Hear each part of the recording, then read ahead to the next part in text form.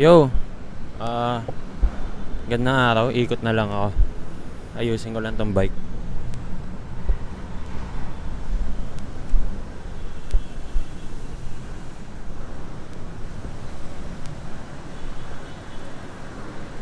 So bali, ah, kumbaga gusto ko mag-share na kasi medyo nawala rin ako. So parang ilang days or ilang weeks din, mga 2 weeks ata. Hindi ako hindi ko ma-push yung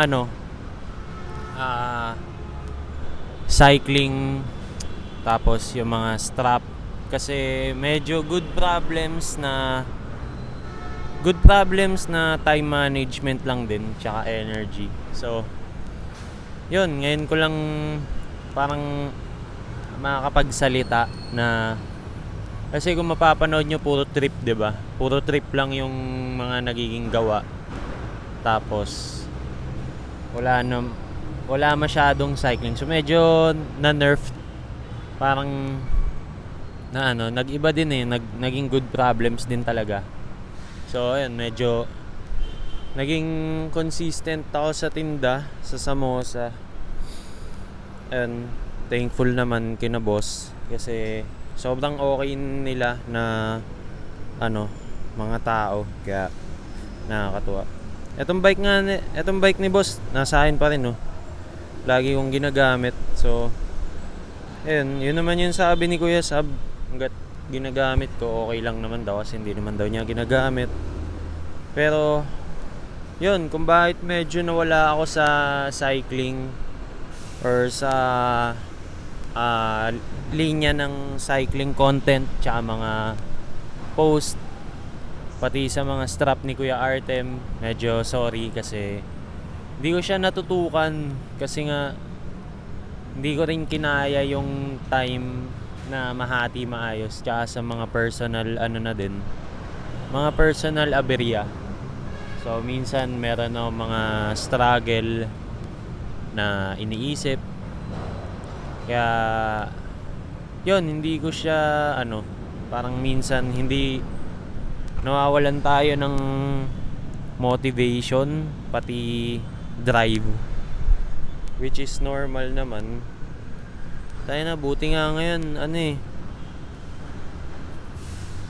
ngayon ginanahan ako, or nagkaroon na talaga ako ng way na gawin to, kasi matagal ko na din siyang gusto, pero may times na nagsa-struggle ako sa parang nag-hesitate, tsaka naging madalas ako mag ba yun, basta nai-stop. Hindi ko makuha yung term, pero ayun, i-stop.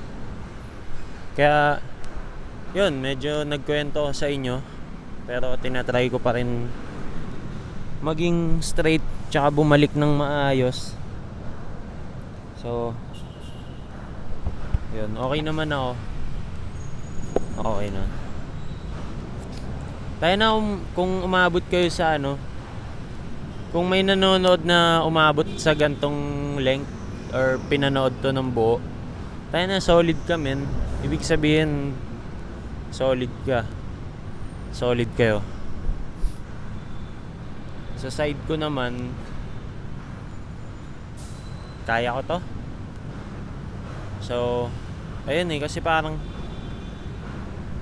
tinatry ko pa i-figure out yung way kung paano. Medyo mali ko din naman, pero yun nga, na ako yung shoulder ng lahat. So parang bagong step to sa kung ano yung sitwasyon ko ngayon, pero kakayanin naman. Tas makapag-skate pa rin, makapag-bike.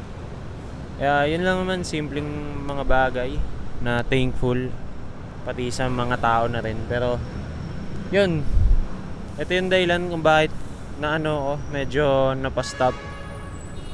Mga personal struggle, work, time management, pero ayun, tinatry ko pa rin mag keep in check, kumbaga. Kaya thank you sa inyo, men, kung sino man kayo or kung sino ka man na nandito. Kita-kits tayo. Ganda ng bike na to, solid, kaya salamat. So yan, mula kay Tino, salamat sa'yo. Sana tumagal pa yung buhay ko. 1, 2, 3, stop na natin.